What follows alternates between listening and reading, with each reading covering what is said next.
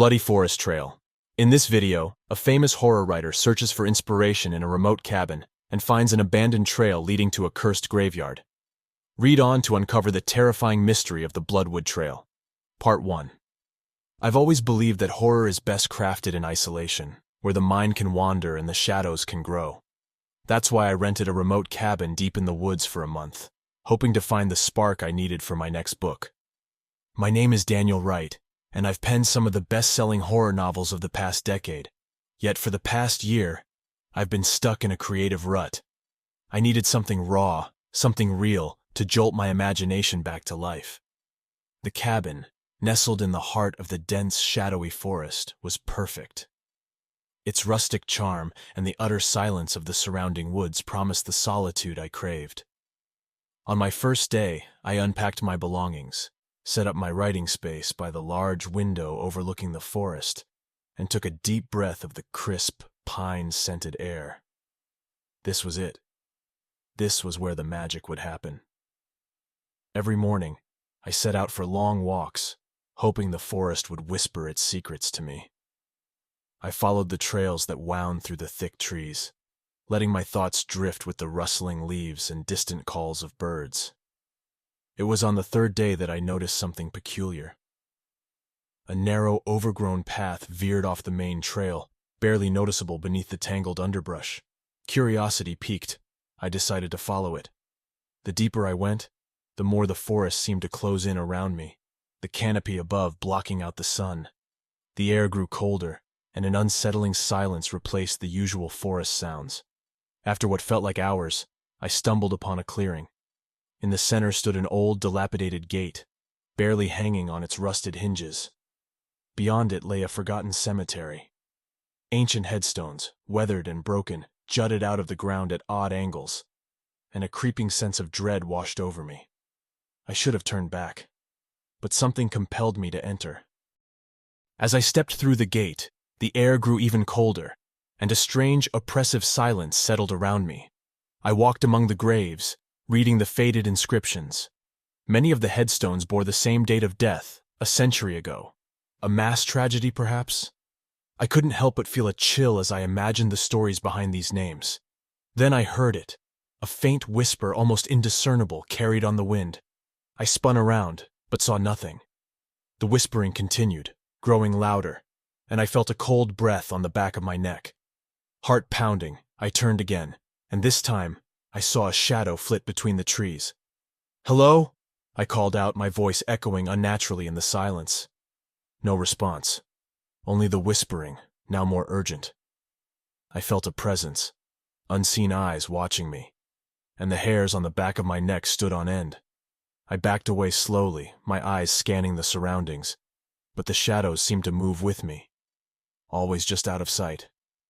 I made my way back to the cabin, the eerie feeling lingering long after I left the cemetery behind. That night, I couldn't sleep. My mind kept replaying the whispers and the shifting shadows. What had I stumbled upon? The rational part of me dismissed it as my imagination running wild, but deep down, I knew something was wrong. The next day I couldn't focus on my writing. The forest, once a source of inspiration, now seemed menacing. I decided to return to the cemetery, hoping to find some explanation that would put my mind at ease. I packed a flashlight and a camera, determined to document whatever I found. The path seemed even narrower this time, the trees closing in as if trying to keep me out. When I reached the cemetery, the whispering started almost immediately, louder than before. I took out my camera and began snapping pictures, the flash illuminating the eerie landscape. As I reviewed the photos on the camera's small screen, my blood ran cold. In every shot, there were shadows that shouldn't be there, vague, human-like figures lurking among the graves. I felt a sudden urge to leave, but something stopped me. I needed to understand what was happening here. I ventured deeper into the cemetery, the whispers now almost deafening. I approached a large, ancient mausoleum at the far end of the clearing. Its heavy stone door was slightly ajar, and a sense of foreboding washed over me. I knew I shouldn't go inside, but my curiosity was overpowering. As I stepped into the mausoleum, the air inside was frigid. My flashlight flickered, casting long, ominous shadows on the walls. The whispering was louder here, almost as if it was coming from the walls themselves. I scanned the small, dusty interior, and my eyes landed on an old, leather-bound book lying on a pedestal. I reached for the book, and the moment my fingers touched the cover, the whispering ceased, replaced by an eerie silence. I opened the book, its pages yellowed with age, filled with strange handwritten notes and symbols. As I read, a chill ran down my spine. It was a journal, detailing a curse placed upon the cemetery, a curse that doomed anyone who entered to a fate worse than death. My hands trembled as I flipped through the pages, each entry more horrifying than the last. The final entry was dated exactly 100 years ago. It spoke of a ritual, a desperate attempt to lift the curse, but it seemed to have failed. The last line sent a shiver down my spine. The curse cannot be lifted. We are all doomed. Suddenly, the mausoleum door slammed shut and the flashlight went out, plunging me into darkness. Panic surged through me as I fumbled with the flashlight, but it wouldn't turn back on. The whispering returned, louder and more frantic, and I felt something cold brush against my arm. I bolted for the door, throwing my weight against it until it finally gave way. I stumbled out into the clearing, gasping for air. The shadows seemed to follow me, and I ran, not stopping until I was back at the cabin. Slamming the door behind me, I collapsed on the floor, my mind racing. What had I uncovered? The journal? The shadows? The whispers? They were all too real. I knew I couldn't stay here any longer, but I also knew I couldn't leave without understanding the full extent of the curse. I spent the rest of the night poring over the journal, trying to decipher its cryptic messages and find a way to break the curse. As dawn approached, I realized that the curse was not just a legend. It was real, and it was hungry for more victims. The cemetery's tragic past was intertwined with my own fate now, and there was no escaping it. The whispering still echoed in my ears, and the shadows seemed to dance at the edge of my vision. The bloody forest trail had claimed another soul, and I feared it would not be satisfied until I was one of its own. Part 2. The morning light offered little comfort. Despite my exhaustion, sleep eluded me, and the events of the previous night replayed in my mind like a broken record. I couldn't shake the feeling of being watched, even within the perceived safety of the cabin. The journal lay open on the table, its pages filled with ominous warnings and cryptic incantations. Desperation fueled my determination. I had to find a way to break the curse before it consumed me. I spent the next few days researching, cross-referencing the journal's entries with online sources and old books I found in the cabin's dusty shelves. Each clue only deepened the mystery, and the more I learned, the more I felt the weight of the curse pressing down on me. One evening, as I was about to give up hope, I stumbled upon a reference to an old ritual that might lift the curse. It involved gathering specific items from the forest and performing a ceremony at the cemetery. It was risky, but I had no other choice. My survival depended on it. I waited until nightfall, knowing that the ritual had to be performed under the light of the full moon. With the journal clutched tightly in one hand and a flashlight in the other, I ventured back into the forest. The path to the cemetery seemed darker and more foreboding than ever, the trees whispering secrets only they could understand. The air grew colder as I approached the clearing. The whispering began again, louder this time, and I could feel unseen eyes watching my every move. I ignored the fear gnawing at my insides and focused on the task at hand. I had to gather 4 specific items: a sprig of holly, a shard of obsidian, a lock of hair from a raven, and a vial of spring water from the heart of the forest. Finding the holly was easy enough. Its bright red berries stood out against the dark foliage. The obsidian shard took longer, but I eventually found it near an old, half-buried statue. The raven's feather was trickier, and I spent hours searching for a sign of the elusive bird. Just as despair began to creep in, I spotted a raven perched on a branch, watching me with its beady eyes. I held my breath as I carefully plucked a single feather from its wing. The bird cawed loudly and flew off into the night. The spring water was the final and most challenging item. The journal mentioned a hidden spring deep within the forest, said to be guarded by spirits. As I made my way through the thick underbrush, the whispering grew more frantic, and I could feel the presence of the spirits closing in around me. I finally found the spring. its crystal clear water reflecting the moonlight. I filled the vial quickly, my hands trembling, and hurried back to the cemetery. The cemetery was eerily quiet when I arrived, the whispering having ceased entirely. I laid out the items as described in the journal and began the ritual. As I chanted the ancient incantations, a cold wind swept through the clearing, and the shadows seemed to come alive, writhing and twisting around me. I continued the ritual, my voice growing louder to drown out the howling wind. The shadows grew closer, their forms becoming more distinct, faces twisted in agony, eyes filled with malice. I could feel their cold breath on my skin, their whispers turning into screams. I was terrified, but I couldn't stop. I had to see this through. As I finished the final incantation, a deafening silence fell over the cemetery. The shadows froze, and for a moment, everything was still. Then a blinding light erupted from the ground, enveloping the cemetery in a brilliant glow. The shadows screamed and dissolved into the light, their forms disintegrating into nothingness. I collapsed to the ground, exhausted and trembling. The light faded, and the cemetery was once again shrouded in darkness. I didn't know if the ritual had worked, but the whispering had stopped, and the oppressive weight of the curse seemed to have lifted. I made my way back to the cabin, feeling a glimmer of hope for the first time in days. I was safe, at least for now. But as I reached the cabin, I noticed something strange. The door was ajar, and the inside was in disarray. Someone, or something, had been inside. My heart raced as I stepped inside, scanning the room for any signs of intruders. The journal was gone, and in its place was a single page, torn from the book and pinned to the wall with a dagger.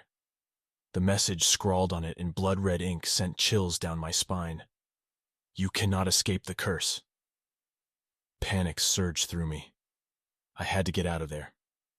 I grabbed my keys and ran to my car, but the engine wouldn't start. I tried again and again, but it was no use. I was trapped. The whispering started again, louder and more menacing than before. I could feel the presence of the shadows closing in around me.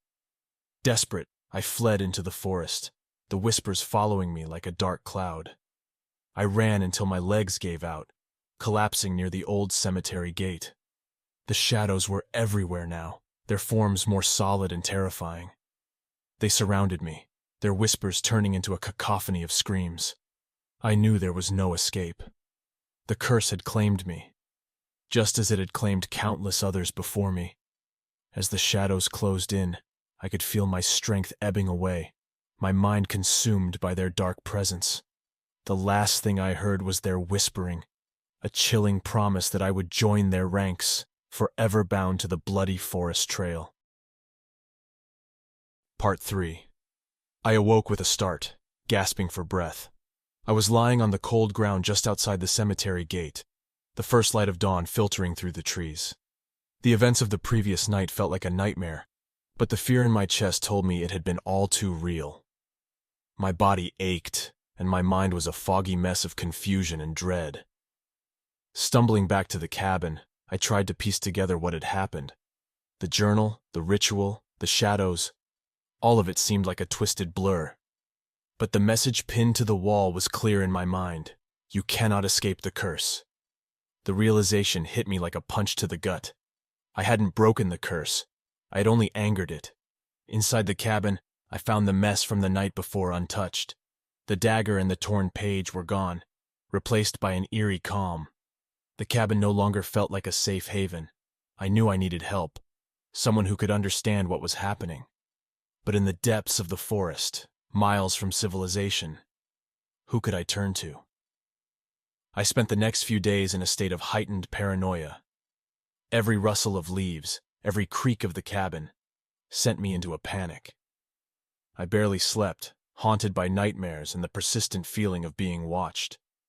The shadows seemed to lurk just out of sight, their presence a constant reminder of my plight. Desperation drove me to explore the forest further, hoping to find answers or a way out. I followed the trails, searching for anything that might provide a clue.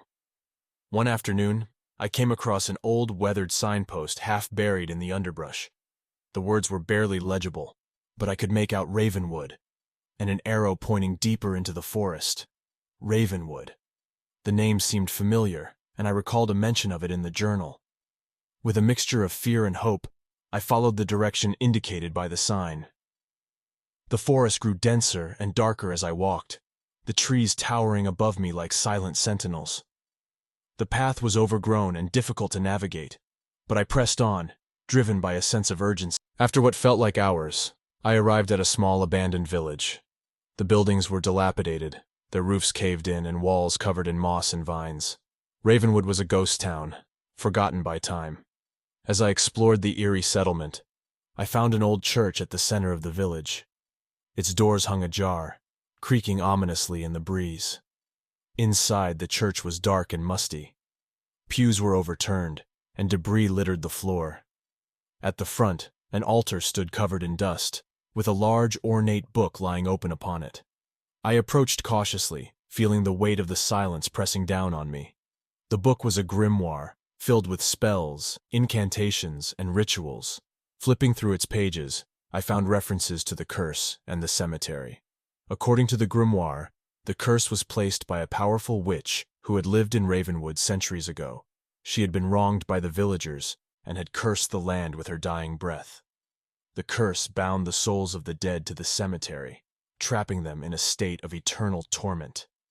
The only way to break the curse, the grimoire claimed, was to perform a counter-ritual using the witch's remains. Her bones were said to be buried in an unmarked grave within the cemetery, hidden among the other tombstones. I had to find her grave and perform the counter-ritual before the next full moon, or I would be doomed to share the fate of the cursed souls. Armed with this new knowledge, I returned to the cabin, determined to see this through.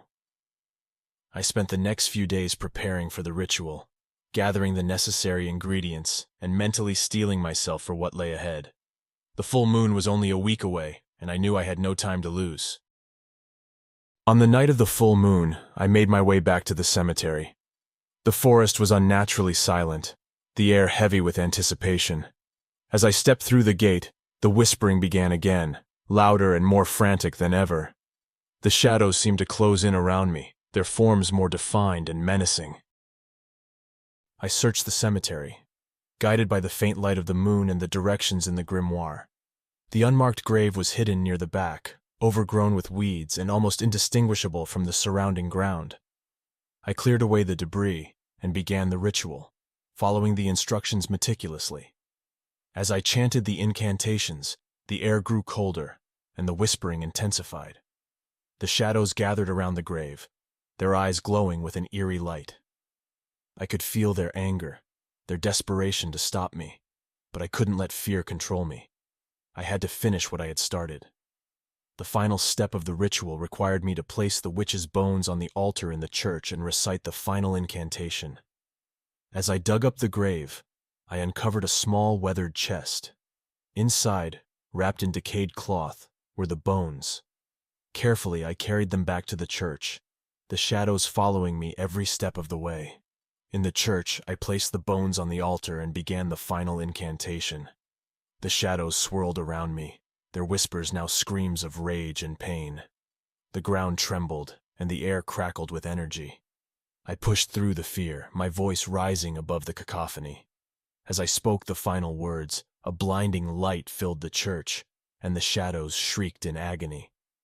The light grew brighter, forcing me to shield my eyes. When it finally faded, the shadows were gone, and the church was silent. The oppressive weight of the curse had lifted, and I could feel a sense of peace settling over the cemetery. Exhausted, I collapsed on the floor, my mind and body spent. I had done it. The curse was broken, and the souls of the dead were finally free. I made my way back to the cabin, feeling a sense of relief wash over me. The whispering had stopped, and the shadows were gone. For the first time in weeks, I slept soundly, free from nightmares and fear. The next morning, I packed my belongings and left the cabin, eager to leave the cursed forest behind. As I drove away, I couldn't help but glance back at the trees, wondering if the shadows would ever return. But I knew that I had faced my fears and conquered the darkness. The bloody forest trail had tested me, but I had emerged victorious. Or so I thought. As the days turned into weeks, I tried to return to my normal life. But the events of the forest haunted me, creeping into my thoughts and dreams. I couldn't shake the feeling that something was still watching me, lurking in the shadows. And then, one night, I heard it again. The faint whispering, growing louder and more insistent. I realized with a sinking heart that the curse had not been completely lifted. The shadows were still out there, waiting, watching. And I knew that as long as I lived, the bloody forest trail would never truly let me go. Part 4. I was back in the city, far from the forest, but the sense of unease never left me. The shadows, though less tangible, seemed to follow me everywhere. Their whispers echoed in my mind, gnawing at my sanity. Every dark corner, every flicker of movement in my peripheral vision sent chills down my spine. Days turned into restless nights, and my attempts to write were futile. The creative spark I sought in the forest had turned into a haunting flame, consuming my thoughts. My editor, concerned about my missed deadlines, urged me to seek help. But how could I explain the curse, the shadows, and the whispers to anyone? They would think I was mad. Determined to find a solution, I returned to the research I had started at the cabin. Late into the night, I scoured online forums and obscure texts, searching for any mention of similar curses or hauntings. One name kept appearing: Dr. Eleanor Grimshaw, a renowned occultist and paranormal investigator. If anyone could help me, it would be her. I reached out to Dr. Grimshaw, explaining my predicament in a carefully worded email. To my surprise, she responded almost immediately, expressing keen interest in my story. We arranged to meet at her office, an old Victorian house on the outskirts of the city. Dr. Grimshaw was an imposing figure, with sharp features and piercing blue eyes that seemed to see right through me. Her office was filled with ancient artifacts, dusty tomes, and strange symbols etched into the walls. I felt a shiver of apprehension as I stepped inside, but her calm demeanor put me somewhat at ease. As I recounted my experiences in the forest, Dr. Grimshaw listened intently, her eyes never leaving mine. When I finished, she nodded thoughtfully and began to speak. "You are dealing with a powerful and ancient curse, Mr. Wright," she said, her voice steady and authoritative. "Breaking such a curse is not a simple task. It's possible that the ritual you performed in the forest disrupted the curse, but did not fully lift it. The entity that haunts you is tied to the very land itself." She paused, considering her next words carefully. "There is one more thing you must do. You need to confront the source of the curse directly. The witch who placed the curse, her spirit must be appeased, and her grudge laid to rest. Only then will you find peace." The thought of returning to the forest filled me with dread, but I knew Dr. Grimshaw was right. I couldn't live like this, constantly looking over my shoulder, haunted by whispers and shadows. With her guidance, I prepared for the journey back to the bloody forest trail. Dr. Grimshaw provided me with tools and instructions for the ritual. I needed to find the witch's original burial site, which was likely hidden somewhere in the village of Ravenwood. There, I would perform a final ceremony to appease her spirit and break the curse once and for all. Equipped with protective charms and a detailed map, I set out for the forest. As I approached the familiar path leading to the cabin, a sense of foreboding washed over me. The trees seemed darker, the air colder.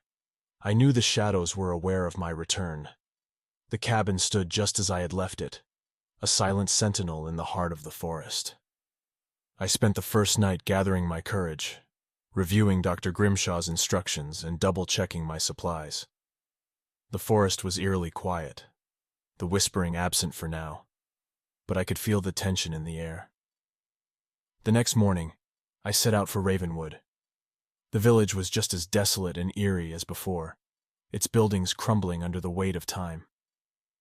I made my way to the church, where I had performed the previous ritual, and began my search for the witch's true burial site. Dr. Grimshaw's map led me to a hidden crypt beneath the church, its entrance concealed by layers of dirt and debris. I pried open the heavy stone door and descended into the darkness, the air growing colder with each step. The walls of the crypt were lined with ancient symbols and carvings, telling the story of the witch's life and her tragic end. At the far end of the crypt, I found a small, unmarked grave. I knew this was it, the final resting place of the witch. I set up the ritual space, arranging the items as instructed and lighting the candles. The air grew thick with anticipation, and I could feel the presence of the shadows gathering around me. As I began the incantation, the whispering returned, louder and more insistent than ever. The shadows closed in, their forms writhing and twisting in the flickering candlelight. I continued the ritual, my voice steady despite the fear gnawing at my insides. The final part of the ritual required me to call upon the witch's spirit and offer a token of peace. I held up the protective charm Dr. Grimshaw had given me and recited the words she had taught me. The shadows recoiled, and a cold wind swept through the crypt, extinguishing the candles. In the darkness, a figure emerged, a spectral form glowing faintly with an eerie light. The witch's spirit hovered before me, her eyes filled with sorrow and rage. I could feel the weight of her pain, her centuries-old grudge against the villagers who had wronged her. "I seek to make amends," I said, my voice trembling. "Your curse has caused much suffering. Please, accept this offering and find peace." The spirit gazed at me, her expression softening slightly. I placed the charm at her feet and stepped back, waiting with bated breath. The witch's spirit looked down at the charm, then back at me. Slowly, she reached out and touched it, her form flickering. A blinding light filled the crypt, and the shadows screamed in agony, their forms dissolving into nothingness. The witch's spirit began to fade, her expression now one of calm and acceptance. As she disappeared, the oppressive weight of the curse lifted and the air grew warmer. I collapsed to the ground, overwhelmed with relief. The curse was finally broken. The shadows were gone, and the whispering had ceased. I made my way out of the crypt, feeling lighter than I had in weeks. The forest, once dark and foreboding, now seemed peaceful and serene. Returning to the cabin one last time, I gathered my belongings and left, never looking back. As I drove away from the forest, I felt a sense of closure. The bloody forest trail had tested me, pushed me to my limits, but I had emerged victorious. The witch's spirit was at peace, and the curse had been lifted, or so I hoped. Back in the city, life slowly returned to normal. I resumed my writing, finding inspiration in the harrowing experiences I had endured. The nightmares became less frequent, and the feeling of being watched gradually faded. Yet, in the back of my mind, a lingering doubt remained. Could the curse truly be broken, or had I merely delayed the inevitable? Months passed and the shadows stayed away. I dared to believe that I was free. But one night, as I sat at my desk, the familiar whispering returned, faint and distant. My heart raced as I glanced around the room, searching for the source. There, in the corner, a shadow moved. It was small, almost imperceptible, but it was there. The curse, it seemed, was not entirely gone. The bloody forest trail would never truly let me go. The shadows were patient, and they would wait. For now, I had peace, but I knew that one day I would have to face them again. Part 5. Months passed, and the faint whispers became part of my nightly routine, a background noise that I tried to ignore. I returned to writing, channeling my experiences into a new novel. The story flowed easily, dark and twisted, fueled by the lingering dread that haunted me. Yet, despite my best efforts, the sense of unease never fully dissipated. One evening, as I worked late into the night, the whispers grew louder. They seemed to be calling me, beckoning me back to the forest. I tried to ignore them, focusing on the words in front of me, but the pull was too strong. A chill ran down my spine, and I knew I had to go back. I contacted Dr. Grimshaw, explaining the situation. She was concerned but agreed to accompany me. Together, we planned our return to the bloody forest trail, determined to find a permanent solution to the curse. The drive to the forest was filled with an oppressive silence. Dr. Grimshaw seemed deep in thought, her eyes distant. As we neared the cabin, the familiar sense of foreboding returned. The trees loomed overhead, their branches like skeletal fingers reaching out to us. The cabin looked the same, a ghostly reminder of my previous ordeal. Dr. Grimshaw and I unpacked our equipment, preparing for whatever lay ahead. As night fell, the whispers grew louder, more insistent. The shadows seemed to gather around us, their forms flickering in the darkness. We ventured into the forest, guided by the faint glow of our lanterns.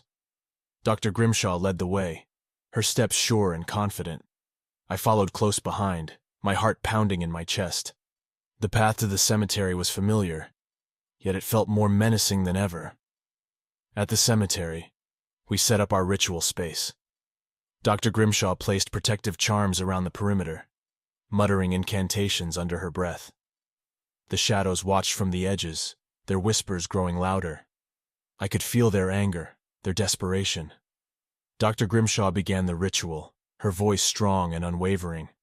She called upon the spirits of the forest, seeking their guidance and protection. The air grew colder, and the shadows closed in, their forms more solid and menacing. As the ritual progressed, I felt a strange sensation in my chest, a tightness, as if something was trying to break free. Dr. Grimshaw's voice wavered for a moment, and the shadows seized the opportunity, surging towards us. I cried out as the shadows enveloped me, their cold touch freezing me in place. Dr. Grimshaw shouted something, but her words were lost in the cacophony of whispers. The shadows swirled around me, and I felt myself being pulled into the darkness. In that moment, I understood. The curse was not just a malevolent force. It was a living entity, feeding on fear and despair, and it had chosen me as its vessel. The world went black, and I found myself in a void, surrounded by shadows. They whispered secrets, their voices blending into a haunting melody. I felt their pain, their anger, their longing for release. And I knew what I had to do. Drawing on the strength within me, I faced the shadows and spoke. "I understand your pain," I said, my voice echoing in the void. "You were wronged, and you seek justice. But this cycle of suffering must end." The shadows hesitated, their whispers softening. I continued. "I offer myself as a conduit. Through me, you can find peace." The shadows surged forward, their forms merging with mine. I felt a rush of emotions, fear, anger, sorrow, all mingling with my own. The pain was unbearable, but I held on, determined to see this through. The void began to fade, and I found myself back in the cemetery, the shadows still swirling around me. Dr. Grimshaw was chanting furiously, her voice a beacon of light in the darkness. I joined her, our voices merging into a powerful incantation. The shadows writhed and twisted, their forms flickering in the light of our lanterns. I felt a surge of energy, and the shadows began to dissolve, their whispers fading into silence. The air grew warmer, and a sense of peace settled over the cemetery. I collapsed to the ground, exhausted but relieved. The shadows were gone, their presence reduced to a faint memory. Dr. Grimshaw knelt beside me, her face a mixture of concern and relief. "You did it," she said softly. "The curse is broken." I nodded, too tired to speak. We made our way back to the cabin, the forest now peaceful and serene. As we packed our belongings, I felt a sense of closure. The bloody forest trail had tested me, pushed me to my limits, but I had emerged victorious. As we drove away from the forest, I glanced back one last time. The trees stood tall and silent, their branches swaying gently in the breeze. The shadows were gone, and the whispering had ceased. I was free. In the months that followed, I returned to my writing with renewed vigor.